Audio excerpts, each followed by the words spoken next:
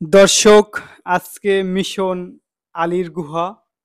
আমরা দীর্ঘ আধা ঘন্টা সেই পাহাড়ের মাঝখান দিয়ে হেঁটে হেঁটে আলীর গুহার সামনে চলে এসেছি। এখন বাকি আমাদের সিঁড়ি বেয়ে উপরে ওঠা এবং আলীর গুহার ভিতরে ঢোকা। এই আলীর গুহার ভিতর কি আছে তা আমাদের দেখতে হবে। তাই এত কষ্ট করে আলীর গুহার কাছে চলে এসেছি। এখানে ওঠা খুবই কষ্টকর। যাদের হাড় দুর্বল তারা কখনো ওঠার চেষ্টা করবেন না। এটার ভিতরেও অনেক অন্ধকার। লাইটের আলো ছাড়া আপনি ভিতরে চোখে কিছু দেখবেন না। নিচে কাদা আর চারপাশে পাহাড়ের ভিতরে সেই সুড়ঙ্গ পথ। এই পথ দেখার জন্য সেই দীর্ঘ অপেক্ষা এবং দীর্ঘ কষ্টের পরে আমরা সেই আলীর গুহার ভিতরে ঢুকে পড়েছি। দেখুন পিছনের দিক দিয়েও অনেকে লাইট মেরে আসতেছে আর আমরা সামনাসামনি চলে এসেছি।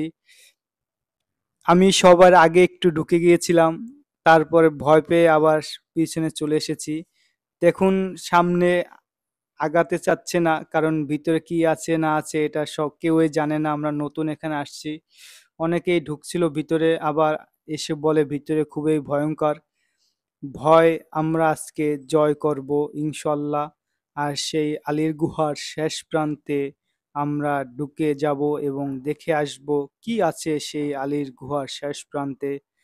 এখানে অনেকে ভিতরে আগে গেছে এবং লাইট আলো আমরা দেখতে পাচ্ছি। আমরা আমরাও যাব। তার আগে আমি সেই আলীর গুহার কিছু দিক নির্দেশনা আপনাদের মাঝে উপস্থাপন করছি। আলীর গুহা বা আলীর সুড়ঙ্গ, আলীকদম, বান্দরবান। এই গুহাটি বাংলাদেশের পার্বত্য জেলার আলীকদম উপজেলাতে অবস্থিত। গুহাটির স্থানীয় নাম আলীর সুড়ঙ্গ বা আলীর গুহা। আপনারা যারা আলীর গুহা দেখার জন্য ইচ্ছুক তাদের কিছু যাত্রাপথ ও নির্দেশিকা মেনে এখানে আসতে হবে। প্রথমে আলীকদম উপজেলায় এসে এখান থেকে ৩ কিলোমিটার পায়ে হাঁটা বা ইজি বাইক এর মাধ্যমে এই পাহাড়ের কাছে আসতে হবে।